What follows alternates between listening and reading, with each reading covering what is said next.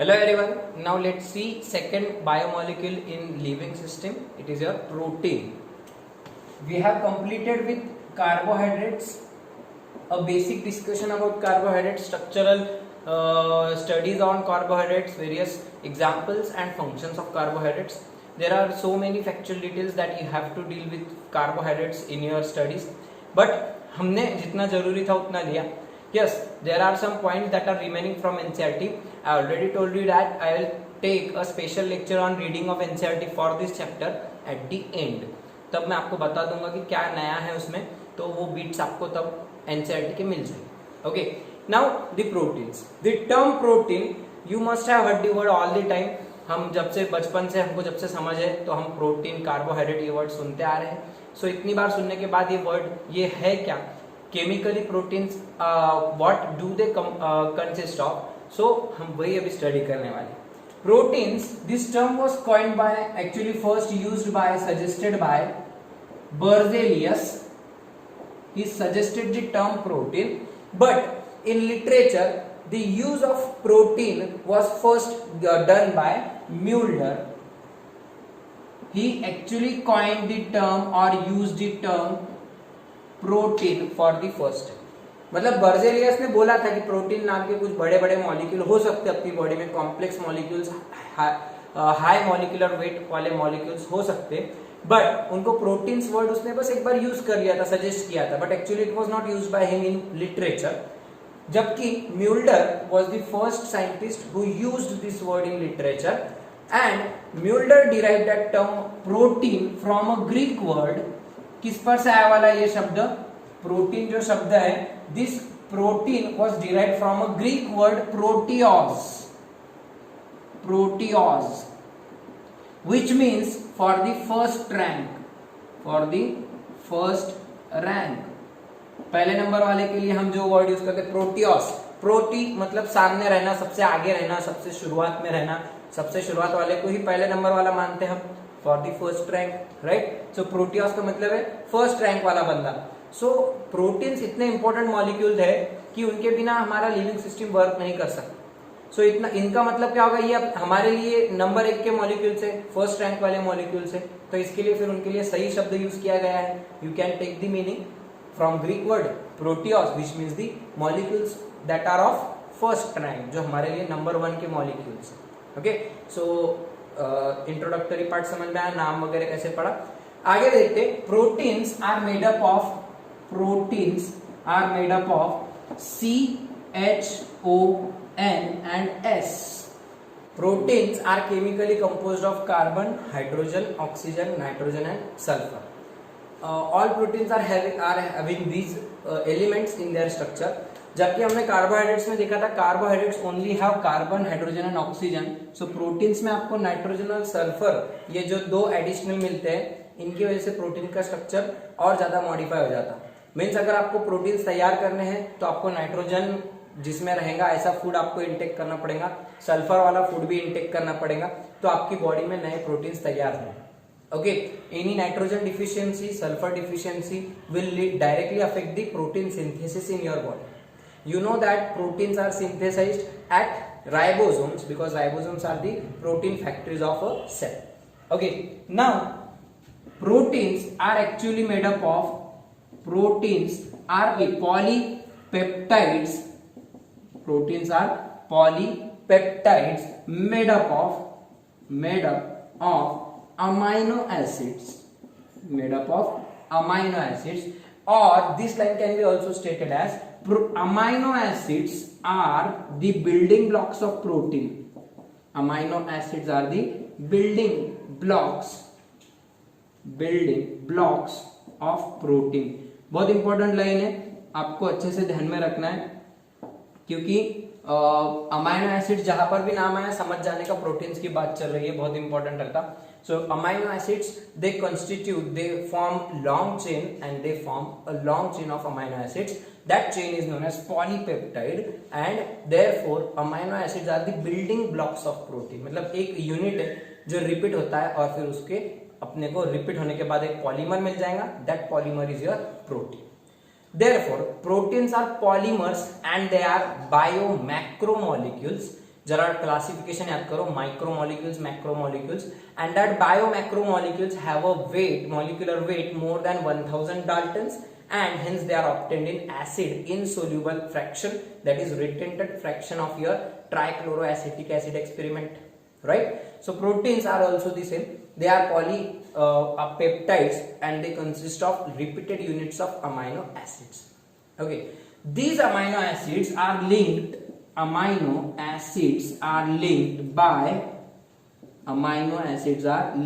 or joined by peptide bond और peptide linkage. बहुत important, proteins में कौन सी लिंकेज रहती है? Peptide linkage. What is this linkage? I will explain shortly.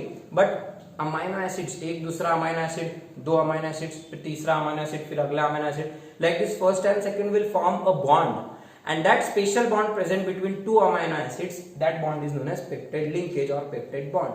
Just like your glycosidic bond, the glycosidic bond is the bond present between two sugar units. It may be 1, 2, 1, 4, 1, 6. We have seen it in cellulose, starch, glycogen, chitin. So दो sugar units को जोड़ने के लिए जो bond बनाते हैं, that bond is known as glycosidic bond. दो amino acids को जोड़ने के लिए हम जो bond बनाएंगे, that bond is known as peptide bond. कैसे याद रखना है? ध्यान में आ रहा है? शुगर में आपको कौन सा बॉन्ड मिलेगा? ग्लाइकोसिडिक बॉन्ड और ग्लाइकोसिडिक लिंकेज. जबकि प्रोटीन्स में आपको कौन से बॉन्ड मिलेंगे? पेप्टाइड बॉन्ड और peptide linkage. There are many or multiple peptide linkages in a protein. Hence, a protein can be named as a polypeptide. Poly means many and peptide means peptide linkages are present. Therefore, proteins are named as polypeptides. Okay. Now, let's see the structure of a general structure of a amino acid and the formation of peptide bond. We will see more properties of protein when the points will come. Okay, now amino acids. Amino acid, as the name suggests, it consists of two functional groups, amino and acid functional group. कैसे बनाने का amino acid? तो मैं जो point बोल रहा हूँ, जिस तरीके से अमाइनो एसिड का स्ट्रक्चर समझा रहा हूँ, याद रखो, आपको 12th में बहुत काम आएगा. और अमाइनो एसिड का एमसीक्यू भी आपको मिलेगा. Which of the following is the general structure of amino acid? So अगर मैं एक लाइन में डिफाइन करना है what are amino acids, if you have to define in a single line what are amino acids, तो मैं उसको एक वर्ड में डिफाइन किस तरीके, two word definition. They are substituted methanes. They are amino acid is a substituted methane or amino acids are substituted methanes. मतलब क्या? It is nothing but a methane molecule. क्या रहता है मीथेन का structure? Carbon और उसको 4 hydrogens लगा दो. This is methane, right? How to draw amino acid? Just see it carefully. कितना सिंपल है देखो. एक ये मीथेन का स्ट्रक्चर है. दिस इज अ 4 का single 1 carbon containing and 4 hydrogen containing methane, the simplest alkane, right? इसमें हमको क्या करना है? सब्स्टिट्यूटेड मीथेन बनाना है. Means we have to substitute the hydrogens of this methane with some other functional groups. We have to substitute the hydrogens. बदलना है. Substitute करना मतलब चेंज करना. So what we have to change? Amino एक group डालना है और acid एक ग्रुप डालना है. So we have 4 hydrogens and we can replace any of the hydrogen. So just take right and left group. This will be your right group, this will be your left group. Okay, right और left side अभी से decide कर लो तो आपको बहुत सी चीजें याद रहेंगी. This is left side and this is the right side. जैसे तुम्हारा है this is right side and this is left side, just like that. So these are the 2 hydrogen. अपने पास देखो 2 hydrogen. This is the right hydrogen, this is the left hydrogen, this is the downward और lower hydrogen, this is the upper hydrogen. Okay, तो अपने को left और right वाले को चेंज करना है ताकि हमको स्ट्रक्चर अच्छे से याद रहे. So just add 2 groups, amino group and acid group. Amino मतलब अमाइन, अमोनिया से बनने वाला. What is ammonia? NH3. अगर इसका एक हाइड्रोजन आपने निकाल दिया so it will become NH2 and 1 bond will be open, right? If again you remove one more hydrogen, so another bond will be open, and if you remove all the hydrogens, it will be again 3 bonds will be open. That will be a tertiary amine. तो amine groups रहते हैं. If you have 2 hydrogens, it is primary amine. This is secondary amine, and if you remove third hydrogen, this is tertiary amine. तो अपन इसमें primary amine group मतलब क्या रहेगा? Ammonia रहेगा. Ammonia का सिर्फ एक हाइड्रोजन रिमूव कर दो, so it will be NH2 group, right? So just add that NH2 group here, NH2 group here. Okay, और अमाइनो हो गया अपना group NH2 group. And acid group means your simply carboxylic acid, COOH group. Carboxylic acid का representation C double bond O, single bond OH, और यहाँ पे से bond लगा दिया, जैसे कि हमने CH3COH देखा था। This is your acetic acid, तो इसमें का ये CH3 ग्रुप निकाल दो और ये पूरा पार्ट एसिड ग्रुप को यहाँ पे ज्वाइन कर दो। So you are getting a methane molecule which is having 2 hydrogen substituted with amino group and acid group. This is called your amino acid. ये जो स्ट्रक्चर बना, this is called your alpha hydrogen because it is the central hydrogen on whom we have changed substituted the hydrogens। तो ये alpha hydrogen carbon है और इसके इधर right side में अपन ने एसिडिक ग्रुप लगा दिया और लेफ्ट साइड में हमने एक अमाइनो ग्रुप ऐड किया। Okay, this is the simple structure of your amino acid. But wait, this is not done. हमें इसमें एक चीज और ऐड करनी है। We have 2 hydrogen still remaining, this hydrogen lower hydrogen and upper hydrogen. तो हम क्या कर सकते हैं, again you can replace this hydrogen with some other group, for example R group. हम हाइड्रोजन में भी ये वाला हाइड्रोजन ऐसे ही रखने का है, इसको कभी नहीं बदलने का। Don't change it, never. Means this hydrogen will always remain with this alpha carbon, so you will have a CH group at the centre, CH group at the centre, और एक हाइड्रोजन है which is replaceable, which can be substituted. That hydrogen is substituted with other group, either with H, with OH, with CH3 group, with any other group। हम उसको बदल सकते हैं। जैसे हमने इधर के हाइड्रोजन को NH2 से रिप्लेस किया, इधर वाले को COOH से, नीचे वाला वैसे ही रखना है और ऊपर वाले को हम बदल सकते हैं। सो हम वहां पे क्या लिखेंगे स्ट्रक्चर में CH, और वो हाइड्रोजन के बदले में क्या लिखूंगा R।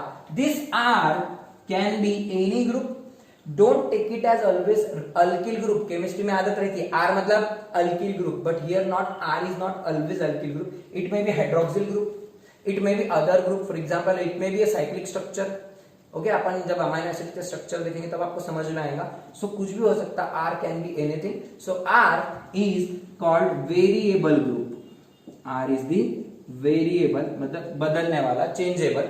So it's a variable group. It can be hydrogen, oxygen, OH group, sorry, CH3 group, C2H5. It may be anything. CH2OH कुछ भी हो सकता है। Okay, methoxy group वगैरह, फिर एक कोई for example benzene ring भी हो सकता है। Therefore R is the variable group. अगर R बदल गया तो वो अमाइनो एसिड बदल जाएगा। बहुत important line. If variable group is changing means R is changing, so you will get a new amino acid. हम स्ट्रक्चर्स जब देखेंगे तब आपको समझ में आएगा। मैं पूरा स्ट्रक्चर सेम रखूंगा, मतलब इतना पूरा स्ट्रक्चर कॉमन रहेगा हर अमाइनो एसिड में। Every amino acid, there are 20 amino acids, तो उनमें क्या रहेगा NH2CH-COOH। अगर मैं इसको शॉर्ट फॉर्म में लिखा तो क्या बनेगा स्ट्रक्चर NH2CH-COOH। बदलेगा क्या, सिर्फ this R will change, write down it either on up side और डाउन साइड। तो यहाँ पे R बदलेंगे, R में भी हाइड्रोजन, तो ये हो जाएगा तुम्हारा simplest amino acid glycine. Okay, और बदल दे इसको CH3 एलेनाइन। ओके, अगर और बदल दिए CH2OH, वो अलग स्ट्रक्चर। मींस इस तरीके से आपके अमाइनो एसिड्स बदलते जाएंगे। तो अगर आपको अमाइनो एसिड का जनरल स्ट्रक्चर ड्रॉ करना आ रहा है तो उसपे से आप किसी भी अमाइनो एसिड का स्ट्रक्चर खुद ड्रॉ कर सकते हैं। बहुत आसान है, सिर्फ इतना आपको याद रखना है। कैसे बनाया, मैंने शुरुआत कैसे किया, how to draw the amino acid. It is nothing but the substituted methane. So just draw the methane, but don't write the hydrogens. Substitute one group with NH2, one group with acid, means amino acid. This will be hydrogen, so attach it here, and just R will be present here. Add R here. It is a variable group. Okay, so this is your amino acid. This is called alpha hydrogen. Alpha hydrogen पे variable group बदला तो आपका amino acid बदल जाएगा। Let's study most important property of amino acid. The amino acids are amphoteric in nature. क्या रहता है amphoteric? तो amphoteric means a molecule that can act as acid, also it can act as base. जिसमें acidic properties भी है और base जैसी भी properties है। Acid donates hydrogen and base accepts hydrogen. तो amino acid hydrogen donate भी कर सकते और वो hydrogen accept भी कर सकते। कैसे? तो ये बात समझने के लिए, इसका मीनिंग समझने के लिए मैं आपको 2-3 चीजें बता रहा हूँ, पहले वो सुनिए। If you remove hydrogen from this oxygen, अगर हमने यहां से हाइड्रोजन निकाल तो इसका एक बॉन्ड ओपन हो जाएगा। इसके पास एक एक्स्ट्रा हाइड्रोजन का जो कुछ भी इलेक्ट्रॉन है इसके पास ही अगर रोक लिए तो तुम क्या हो जाएगा, इसके पास एक्स्ट्रा इलेक्ट्रॉन की वजह से electrons have negative charge, therefore this oxygen will acquire a net negative charge. बराबर, क्योंकि इसका हाइड्रोजन का उसने एक इलेक्ट्रॉन पकड़ के रख लिया और हाइड्रोजन को भगा दिया, तो हाइड्रोजन निकल गया, लेकिन ऑक्सीजन ने उसका इलेक्ट्रॉन खुद के पास रखा. Electron has negative charge, hence it becomes negatively charged oxygen. This amino acid which is having a negative charge on the right side, it is called anionic amino acid or anion. Negatively charged molecule is anion, right? And if this amino acid, दूसरा structure possible, this amino acid can also accept hydrogen. ये कैसे hydrogen accept कर सकता? क्योंकि nitrogen के पास में एक lone pair of electron present रहती है. Lone pair of electron, what is lone pair of electron आपको केमिस्ट्री में एडिशनली पता चल ही जाएगा. बट फॉर बेसिक, नाइट्रोजन इसका नंबर 7 है, तो नाइट्रोजन में 7 इलेक्ट्रॉन्स अरेंज रहते हैं. फर्स्ट जो शेल रहेंगे उसमें 2 इलेक्ट्रॉन्स, इलेक्ट्रॉन 1 2, और बाहर की शेल में 5 इलेक्ट्रॉन्स. इस तरीके से नाइट्रोजन मॉलिक्यूल तैयार होगा. सो बाहर 5 इलेक्ट्रॉन्स है, 1 2 3 4 5. Out of this 5 electrons 3 bond formation, 3 are involve in bond formation. देखो कैसे 3 बॉन्ड बन रहे. ये पहला बॉन्ड बना, यहाँ का एक इलेक्ट्रॉन, ये दूसरा बॉन्ड बना दिया, यहाँ का एक इलेक्ट्रॉन, और तीसरा बॉन्ड बना दिया, यहाँ का एक इलेक्ट्रॉन. बराबर. अपने बाहर की शेल में 5 है, 5 में के 3 यूटिलाइज हो गए बॉन्ड बनाने में, और जो 2 बचे वाले हैं they will be present in the form of a pair. It is called lone pair, means they are not involved in bond formation. So we have this lone pair of electron, and this can be used for making or for formation of additional bonds. कुछ additional bonds हम इससे बना सकते हैं. तो हम क्या कर सकते हैं, इनमें से एक को हम हाइड्रोजन के साथ में जोड़ सकते हैं. एक हाइड्रोजन आ जाएगा, इधर वाला जो हाइड्रोजन का इलेक्ट्रॉन चुरा लिया इसने, तो वो बेचारा हाइड्रोजन इधर रोते रोते आएगा, मेरा हाइड्रोजन ले लिए इसने, मेरा हाइड्रोजन, तो इसको एक हाइड्रोजन को इलेक्ट्रॉन देके चुप बिठा देगा नाइट्रोजन. नाइट्रोजन खुद के पास का एक इलेक्ट्रॉन उसको दे देगा, उसको चुप बिठा देगा, वो नॉर्मल हो जाएगा, न्यूट्रल हो जाएगा. बट यहाँ पे एक एडिशनल प्रोटॉन आ गया, एडिशनल प्रोटॉन, जबकि इसकी वैलेंसी सेटिस्फाइड है, इसको जरूरत नहीं है बॉन्ड बनाने की, लेकिन फिर भी उसने उसके पास एक्स्ट्रा पेयर ऑफ इलेक्ट्रॉन थी, उसकी मदद से ये बॉन्ड बनाया है. ये सब केमिस्ट्री की बातें है, बट मैं कोशिश कर रहा हूं आपको समझाने की. अगर आपको ये नहीं समझ रहा, जाने दो, बस इतना याद रखो, nitrogen can accept 1 hydrogen, so you will get NH3, and hence due to addition of 1 proton here, proton मतलब positive charge, this nitrogen acquires a net positive charge. This nitrogen acquires a net positive charge. This molecule is known as cation because it is a positively charged molecule. Negative charge oxygen पे आ सकता, it is anionic molecule. Positive charge nitrogen पर आ सकता, it is cation और cation. Right. सो इस तरीके से amino acid पर दोनों चार्जेस आ रहे हैं, या तो वो हाइड्रोजन दे सकता या तो वो हाइड्रोजन एक्सेप्ट कर सकता. मींस वो एसिड भी बन सकता, वो बेस भी बन सकता. Acid donates hydrogen, base accepts hydrogen. Right. वही हो रहा है क्या यहाँ पे? देखो जो दिख रहा है वही चीज बोल रहा हूं मैं. ओके. सो ये हाइड्रोजन दे भी रहा है और it can accept, means it can act as acid, it can also act as base. Hence such molecule is known as amphoteric molecule. Amphi word आ रहा है इसमें, amphi. Amphi means what? Amphi means the 2. Amphibian. Amphibians, what are amphibians? Frog. It can live in water as well as on land. जो दोनों जगह पे रह सकते हैं. 2 जगह के लिए एम्फो वर्ड यूज करते हैं, ampho, amphi, ANFA. Okay. So amphi means 2. What 2? It can act as acid as well as base. Okay. So this is what amphoteric nature. एक तीसरी पॉसिबिलिटी बहुत इंपॉर्टेंट है जो आपको रिएक्शन में बता रहा हूं मैं, जो आपको एनसीईआरटी में दी हुई है. It can act as amino acids can act as anion. Amino acids can also act as cation. In the same molecule, they can have, amino acids can have both the charges at opposite poles. कैसे? Both the charges at opposite poles कैसे? देखो ऊपर वाला structure जाने दो, आपको reaction आ रही है ऊपर. Just I am explaining that reaction. उसमें मैंने जो A दिख रहा है आपको एक्सप्लेन किया, ओके, और C दिख रहा है आपको एक्सप्लेन किया. अब जो B है बीच में, वो कैसे तैयार होता? तो क्या होगा?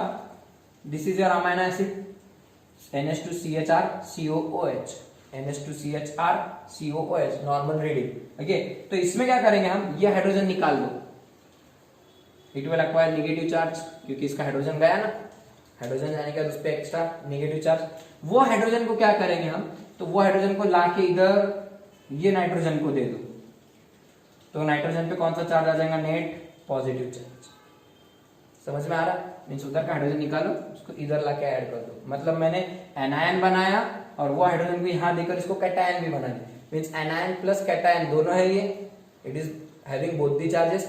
सच molecule, such ion is known as zwitterion form. ये कौन सा फॉर्म हो गया? Zwitterion form. What is a Zwitter ion? A Zwitter ion is the ion or a molecule which is having both the charges in same molecule. Same molecule है, पूरा structure एक ही है, उसमें दोनों चार्जेस है, both the charges are present at opposite pole, so such molecules are called Zwitter ions. तो यहाँ पे Zwitter ion बन रहा है. Okay, at isoelectric points it can have equal number of positive charges and equal number of negative charges. What is isoelectric point? तो ये जो physics की कंसेप्ट है, same potential electric potential apply करने के बाद में क्या होता, जो भी मॉलिक्यूल रहेगा पूरा उसमें 1000 पॉजिटिव चार्जेस है तो 1000 नेगेटिव चार्जेस भी रहेंगे। Equal number of positive negative charges रहते तो जो मॉलिक्यूल में at isoelectric point, what is this point, definition वगैरह, this is your homework, search करो, केमिस्ट्री का पार्ट है, again this is not related to biology, but how to define zwitter ion?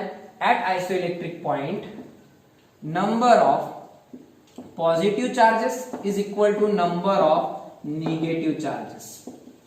मतलब जितने पॉजिटिव चार्ज है उतने ही negative charge रहेंगे, सो वो मॉलिक्यूल को क्या बोलेंगे? That molecule is known as zwitterion. Okay, और that ion is known as zwitter ion.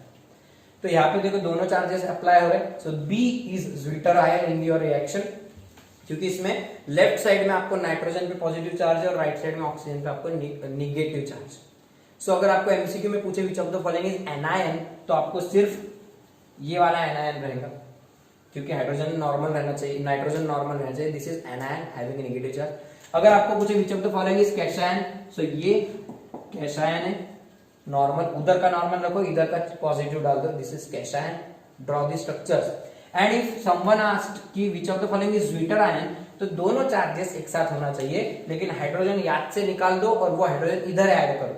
आप क्या करते हैं, ऑप्शन में देखते नहीं, उठते ऑन NH3, इधर NH2 लिख डालता वो, और उस पे प्लस और उस पे माइनस बलजबरी लगा देते। This is not zwitter ion, क्योंकि ये ऑलरेडी हाइड्रोजन भी यहाँ पे, तो फिर नेगेटिव चार्ज कहां से आ रहा? इसके पास तो हाइड्रोजन भी नहीं आया, तो पॉजिटिव कहां से आ रहा? तो जरा ध्यान से एमसीक्यू में, विच of the following is zwitter ion, O negative and इधर NH3 positive, O negative and NH3 positive, तो ही वो ज्विटर आयन है। ठीक है, बीच में CH4 तो एज इट इज रहेगा, this is your zwitterion. Okay, so this is about introductory part of your protein, some and formation of amino acids and their zwitterion formation. Okay, हम इसके आगे formation of peptide bonds for types of amino acids, बहुत important lecture है next lecture, so we will study that in our next lecture.